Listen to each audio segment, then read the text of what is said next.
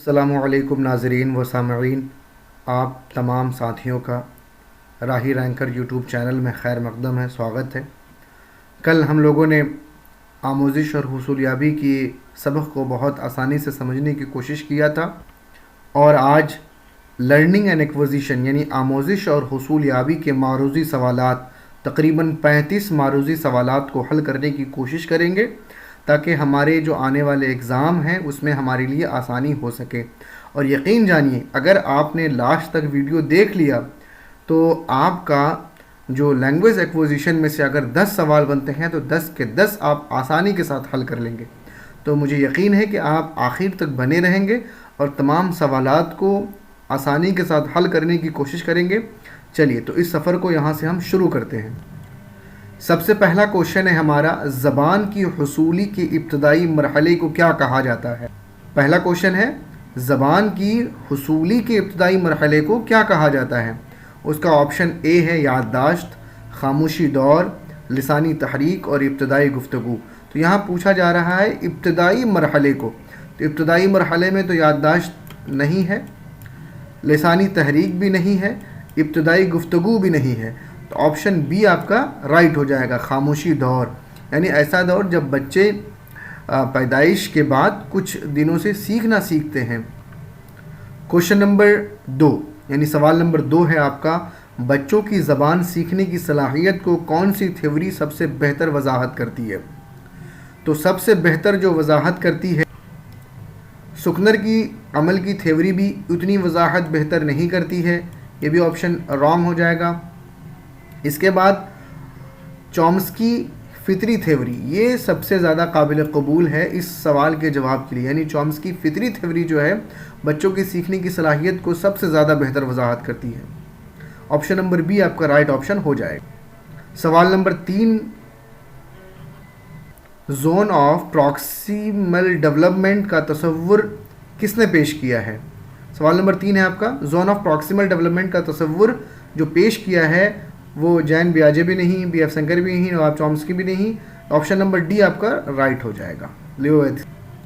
سوال نمبر 4 ہے، زبان کی حصولی میں قدرتی اصول کس نظریے سے وابستہ ہیں؟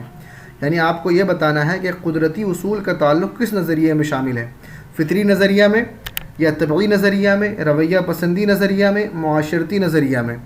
تو آپ کا آپشن نمبر اے رائٹ ہو جائے گا، قدرتی اصول کا تعلق جو ہوتا ہے وہ فطری نظریہ میں ہوتا ہے۔ سوال نمبر 5 ہے، بچوں کی زبان کی نشو و نما میں فطری ماحول کی اہمیت کس نظریے سے وابستہ ہے؟ یعنی فطری ماحول کی اہمیت بچوں کی زبان کی نشو و نما میں کس نظریے سے وابستہ ہے؟ تو فطری سوال ہے تو رویہ پسندی بھی اس میں شامل نہیں ہے، فطری ماحول کا ادراکی نظریہ بھی نہیں ہوگا، معاشرتی تعمیر کا نظریہ بھی نہیں ہوگا۔ جو آپشن نمبر ڈی آپ کا رائٹ ہو جائے گا، نفسیاتی تجزیہ۔ نفسیاتی تجزیہ کے ذریعہ ہی ہم فطری ماحول کی اہمیت بچوں کی نشو و نما کے اعتبار سے صحیح آپشن۔ سوال نمبر 6 ہے، بچے زبان کیسے سیکھتے ہیں؟ نقل کرتے ہوئے، سماجی تعاملات کے ذریعے، کتابیں پڑھ کر، سمعی و بصری۔ سمع و بصرہ مطلب سن کر اور دیکھ کر، مواد کو دیکھ کر، یعنی مواد کو سن کر یا مواد کو دیکھ کر بچے زبان سیکھتے ہیں، نہیں نقل کرتے ہوئے بھی نہیں، کتابیں پڑھ کر بھی نہیں، کیونکہ یہ حصول کے طریقے نہیں ہے، یہ آپ کے آموزش کے طریقے ہیں۔ حصول کے طریقے میں نقل کرتے ہوئے تو ہے، لیکن سماجی تعاملات میں دونوں چیز شامل ہو جاتی ہے، سننا اور بولنا، اسی لیے آپشن نمبر بی آپ کا رائٹ ہو جائے گا، سماجی تعاملات کے ذریعے۔ سوال نمبر 7 ہے، بچوں میں زبان سیکھنے کی صلاحیت کو کیا کہا جاتا ہے؟ لاشعوری ذہانت، لسانی فطرت، اکتسابی قواعد، ثقافتی مواقف۔ لاشعوری ذہانت بھی نہیں، اور کیونکہ اس میں ذہانت کا تعلق ہے، یہاں زبان سیکھنے کی بات ہو رہی ہے، اور اکتسابی یعنی محنت والا بھی مسئلہ نہیں ہے، بچے محنت کر کے زبان تو سیکھیں گے نہیں اس مرحلے میں، ثقافتی مواقف نہیں، تو لسانی فطرت یعنی بچے کس اعتبار سے زبان سیکھنے کے لیے اتسک ہیں۔ کچھ بچے بہت جلدی زبان سیکھ جاتے ہیں، کچھ بچوں کو دیر سے زبان آتی ہے، وہ لسانی فطرت آپ کا رائٹ آپشن ہو جائے۔ کوشچن نمبر 8، زبان کی حصول میں سماجی تعامل کی اہمیت کس نظریے سے تعلق رکھتی ہے؟ لسانی نظریہ، علمی نظریہ، سوشل نظریہ، نفسیاتی نظریہ. تو سوشل کنزرویشن کے دوارا ہی ہم، یعنی لسانی نظریہ تو ہوگا نہیں، علمی نظریہ بھی نہیں، نفسیاتی نظریہ بھی نہیں، سماجی تعامل کے بارے میں پوچھ رہا تھا. جب سماجی تعامل ہے تو سوشل آپشن آپ کا سی رائٹ ہو جائے گا. سوال نمبر 9 ہے، زبان سیکھنے کی حکمت عملیوں میں سب سے زیادہ مؤثر طریقہ کون سا ہے؟ یعنی سیکھنے کی حکمت عملیوں میں سب سے زیادہ مؤثر یعنی اثردار طریقہ کون سا ہے؟ نقل، مکالمہ، ترجمہ، پڑھائی. تو نقل بھی ہے، مؤثر طریقہ نقل نہیں ہے. حصول کے طریقے میں سے نقل تو ہے لیکن مؤثر طریقہ نہیں ہے. مکالمہ، ترجمہ بھی حصول کے طریقے میں سے ہے ہی نہیں، پڑھائی بھی نہیں ہے. تو بچہ آپ کا آپشن بی، مکالمہ ہی ایک ایسا حکمت عمل ہے جس کے ذریعہ ہم زیادہ مؤثر طریقے سے زبان کو سیکھ سکیں. سوال نمبر 10، بچے درمیانی زبان کس لیے استعمال کرتے ہیں؟ مکمل طور پر نئی زبان سیکھنے کے لیے، گفتگو کی مشق کے لیے، زبان کو لاگو کرنے کے لیے، مفہوم کو واضح کرنے کے لیے. تو بچے درمیانی زبان کس لیے استعمال کرتے ہیں؟ مکمل طور پر نئی زبان سیکھنے کے لیے. آپشن اے غلط، گفتگو کی مشق کے لیے بی بھی غلط. گفتگو کی مشق کے لیے درمیانی زبان تو نہیں کریں گے، زبان کو لاگو کرنے کے لیے نہیں بلکہ مفہوم کو واضح کرنے کے لیے. مفہوم کو واضح کرنے کا مطلب یہ ہے کہ اگر مان لیجئے کہ میری زبان ایک مگدی زبان ہے، مان لیجئے کہ ایسی زبان کہ تمل زبان ہے، اور مجھے کوئی ایسا فیکٹ جاننا ہے، سائنس کو پڑھنا ہے، تو سائنس کی ساری کتابیں، مواد جو ہیں وہ انگلش میں زیادہ مل جائیں گے. تو جو ایک درمیان جو ہمیں زبان کو سیکھنے کی جو وجہ بنی وہ مفہوم کو واضح کرنے کے لیے بنی، نہ کہ گفتگو کی مشق کے لیے بنی. سوال نمبر 11، زبان کے ارتقاء میں عمر کا اثر کس نظریے کا حصہ ہے؟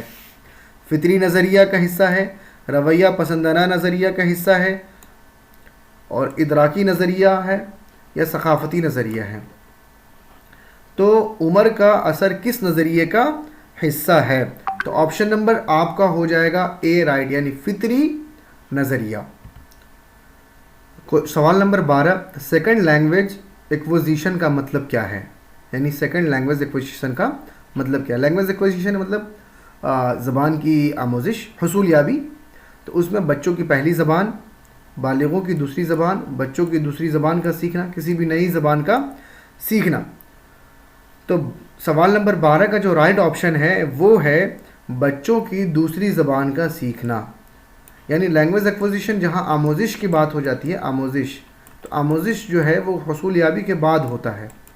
یعنی جب حصول یابی کے مرحلے طے ہو چکے ہوں گے تب وہ آموزش کا مرحلہ طے کریں گے، تو اس کی وہ دوسری زبان بن جائے گی.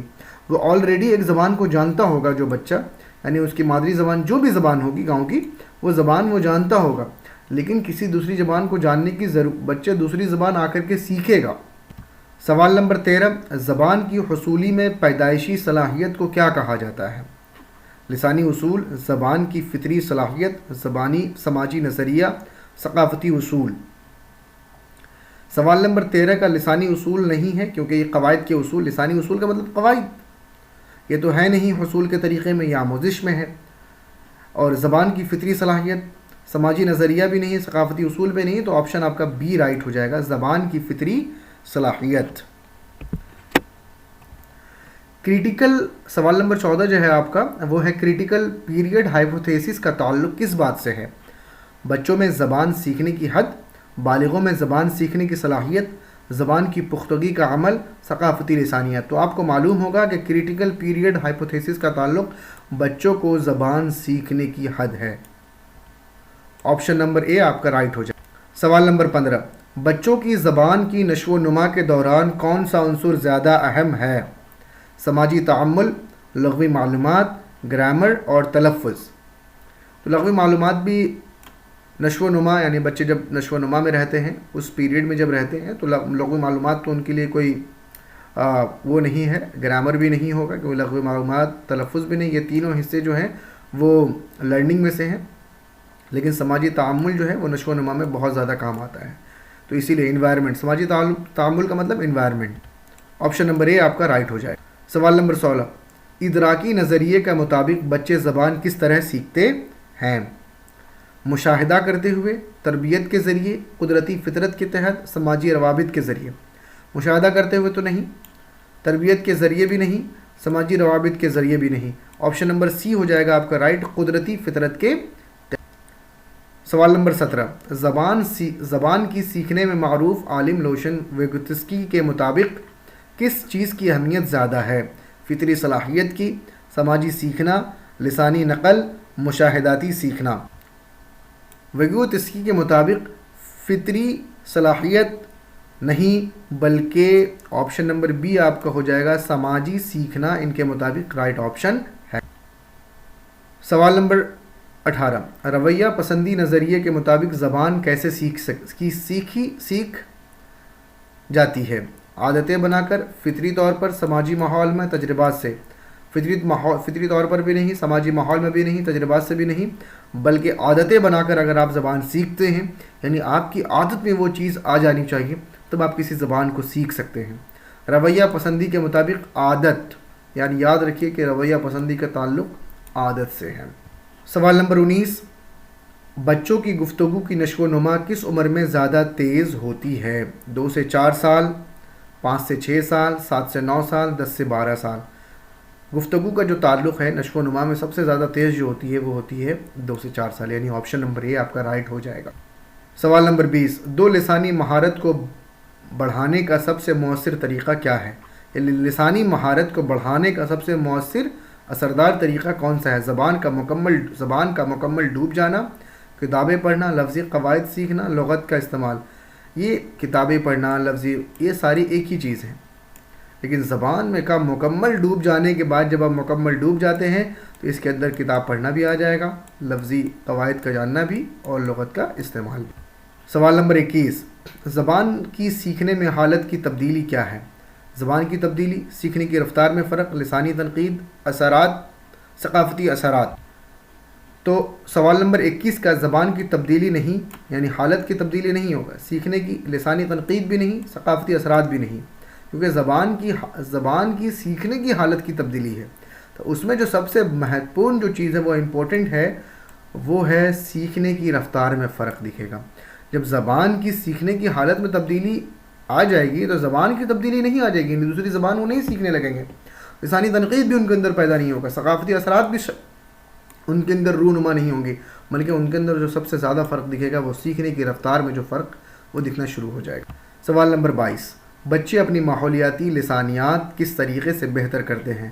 محاورتاً سیکھنا، رسمی تعلیم کے ذریعے، تربیتی مواد کے ذریعے، روزمرہ کے تجربات سے۔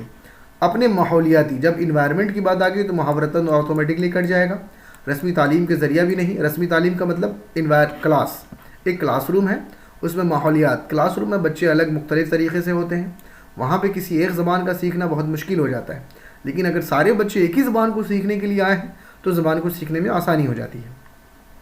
تربیتی مواد کے ذریعے بھی نہیں، سب سے جو رائٹ آپشن ہے وہ ہوگا روزمرہ کے تجربات سے۔ وہ چاہے انگلش اگر آپ کو سیکھنی ہے، اردو اگر آپ کو سیکھنی ہے، تو روزمرہ کے جو تجربات ہوں گے اسی سے آپ زبان کو بآسانی سیکھ سکتے ہیں۔ سوال نمبر 23، ہائپوتھیسس ٹیسٹنگ کا مطلب کیا ہے؟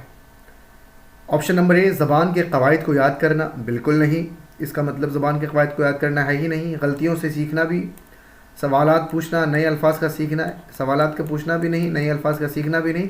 آپشن نمبر آپ کا بی رائٹ ہو جائے گا، یعنی ہائپوتھیسس ٹیسٹنگ کا مطلب ہوتا ہے غلطیوں سے سوال نمبر 24، مداخلت کا مطلب زبان سیکھنے میں کیا ہوتا ہے؟ یعنی انٹرفیرنس کا مطلب کیا ہے؟ دو زبانوں کا اختلاط، زبان کا غلط استعمال، درست زبان سیکھنا، لسانی اثرات۔ غلط زبان کا غلط استعمال، آپشن رانگ، انٹرفیرنس کا مطلب یہ نہیں ہوتا ہے، درست زبان کا سیکھنا بھی رانگ، لسانی اثرات بھی رانگ۔ جو زبان بچائے، انٹرفیرنس کا مطلب ہی مداخلت، تو دو زبانوں کا اختلاط کا مطلب یہ ہے کہ جب ہم کوئی زبان سیکھ رہے ہوتے ہیں، اگر ہمیں انگلش سیکھنی ہے تو ہم ایسے دیش میں پل رہے ہیں تو ہمیں اردو کے مادھیم سے، اردو کے ذریعے، ہندی کے ذریعے ہمیں وہ زبان سکھائی جاتی ہے، اس کے رولس، اس کے اسٹرکچرز بتائے جاتے ہیں۔ سوال نمبر 20، بچوں کی گفتگو کی قابلیت کا انحصار کس پر ہوتا ہے؟ یعنی جب بچے اچھی گفتگو کرتے ہیں تو ان کی قابلیت کا انحصار کس پر ہوتا ہے؟ تلفظ کی درستگی پر، الفاظ کے انتخاب پر، سماجی تعاملات پر، صرفی اور نحوی علم پر. کس پہ ہوتا ہے بتائیے آپ؟ تو تلفظ کی درستگی پہ بھی بالکل نہیں، اس پہ انحصار نہیں کر سکتے آپ کہ اگر بچہ اچھا تلفظ جانتا ہے تو آپ یہ نہیں کہہ سکتے کہ اس کی جو گفتگو کا جو قابلیت ہے وہ تلفظ کی درستگی پر ہے. الفاظ کے انتخاب پر بھی نہیں. سب سے زیادہ جو ضروری چیز ہوتا ہے وہ سماجی تعاملات پر، یعنی بچہ وہی زبان بولتا ہے جو آپ اس سماج میں وہ سیکھتا ہے.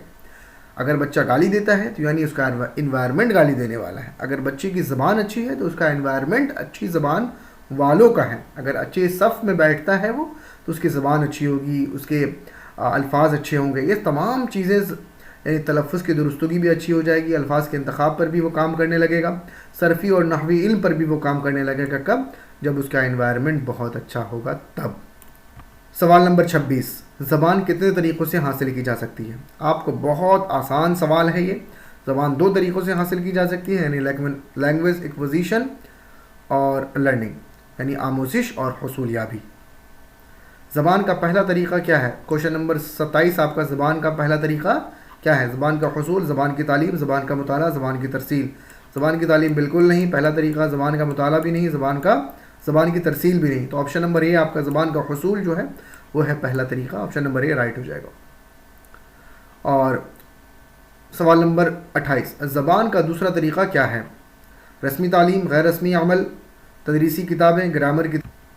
زبان کا دوسرا طریقہ وہ رسمی تعلیم ہے. رسمی تعلیم اس بنا پر کہ غیر رسمی عمل تو وہ حصول میں آ جاتے ہیں، تدریسی کتابیں رسمی تعلیم میں شامل ہیں، اور گرامر بھی رسمی تعلیم میں شامل ہے. رسمی تعلیم کا مطلب ایک کلاس روم جہاں بچے اس زبان کو سیکھ رہے ہوتے ہیں، تو اس میں درسی کتابیں بھی ہوں گی اور گرامر کی تدریس بھی ہوگی. تو رسمی تعلیم آپشن آپ کا صحیح ہو جائے گا. سوال نمبر 29، غیر رسمی عمل میں کیا شامل ہے؟ مشق، قواعد، تدریس، سننا اور نقل کرنا. زبان آپشن نمبر اے آپ کا ہو جائے گا مشق، آپشن نمبر بی قواعد کی تدریس، آپشن نمبر سی سننا اور نقل کرنا، آپشن نمبر ڈی زبانی تدریس. غیر رسمی عمل میں کیا شامل ہے؟ غیر رسمی عمل یعنی حصول یابی میں کیا شامل ہے؟ تو مشق شامل نہیں ہے کیونکہ یہ رسمی عمل میں یعنی کلاس روم میں، قواعد بھی کلاس روم میں، زبانی تدریس بھی کلاس روم میں. تو آپشن نمبر سی آپ کا صحیح ہو جائے گا، سننا اور نقل کرنا غیر رسمی عمل میں شامل. سوال نمبر 30، بچے زبان کو کیسے سیکھتے ہیں؟ گرامر کے ذریعے، کتابوں کے ذریعے، نقل کے ذریعے، سننے اور بولنے کے ذریعے. تو بچے جو یعنی حصول یابی کی جو طریقہ کار ہیں وہ گرامر تو ہے نہیں، کتابوں کے ذریعے بھی نہیں ہے، نقل کے ذریعے بھی نہیں ہے، سننے اور بولنے کے ذریعے ہیں حصول یابی کے طریقے. تو بچے جب زبان کو کیسے سیکھتے ہیں؟ یعنی وہ حصول کرتے ہیں، تو سننے اور بولنے سے وہ زبان کو سیکھتے ہیں. سوال نمبر 31، رسمی تعلیم میں کیا شامل ہوتا ہے؟ غیر فعال عمل، قواعد کی تدریس، مکمل اصلاح، عملی تجربہ. رسمی تعلیم میں جو شامل ہے وہ غیر فعال عمل بھی نہیں، مکمل اصلاح بھی نہیں، عملی تجربہ بھی نہیں، قواعد کی تدریس. رسمی تعلیم میں جو سب سے پہلا مرحلہ ہوتا ہے یعنی کلاس روم میں جب آپ جاتے ہیں تو جب سے پہلے جو آپ کو زبان سکھائی جاتی ہے وہ رسمی تعلیم میں قواعد کی تدریس آپ کو شروع کیا جائے. سوال نمبر 32، غیر رسمی عمل کے لیے کون سا طریقہ استعمال ہوتا ہے؟ گرامر کی مشق، سماعت اور نقل، زبانی تدریس، رسمی تعلیم. تو غیر رسمی عمل کے لیے گرامر کی مشق بھی نہیں ہے کیونکہ یہ رسمی عمل میں ہے، زبانی تدریس بھی نہیں ہے کیونکہ یہ بھی رسمی عمل میں ہے، رسمی تعلیم تو ہے ہی. آپ کا آپشن نمبر بی رائٹ ہو جائے گا، سماعت اور نقل، سننے کے بعد اس کو نقل کرنا. زبان کا حصول کیسے ممکن ہے؟ قواعد کی تدریس کے ذریعے. سوال نمبر 33 دیکھ لیجئے، زبان کا حصول کیسے ممکن ہے؟ قواعد کی تدریس کے ذریعے، سماعت اور نقل کے ذریعے، مشق کے ذریعے، تدریس کے ذریعے. زبان کا حصول جو ہے وہ سماعت اور نقل کے ذریعے ہی ممکن ہے. آموزش میں اگر ہوتی تو وہ قواعد کی تدریس کے ذریعے ہو جاتا. اس کے علاوہ اگر مشق کے ذریعے آپشن آتا تو مشق کے ذریعے، اگر تدریس کے ذریعے آپشن آتا تو تدریس کے ذریعے. یہ تینوں جو ہیں وہ آموزش کے. سوال نمبر 34، زبان سیکھنے کے لیے کس چیز کی ضرورت نہیں ہے؟ مکمل اصلاح، آپشن نمبر اے ضرورت نہیں ہے، قواعد کی تدریس کی ضرورت نہیں ہے، عملی تجربے کی ضرورت نہیں ہے، غیر رسمی عمل کی ضرورت. آپشن نمبر اے آپ کا رائٹ آپشن ہو جائے گا، مکمل اصلاح کی ضرورت نہیں ہے. زبان سیکھنے کے لیے قواعد کی ضرورت تو ہے، عملی تجربے کی بھی ضرورت ہے اور غیر رسمی عمل کی بھی ضرورت ہے، لیکن مکمل اصلاح کی ضرورت. سوال نمبر 35، بچے کس طرح زبان سیکھتے ہیں؟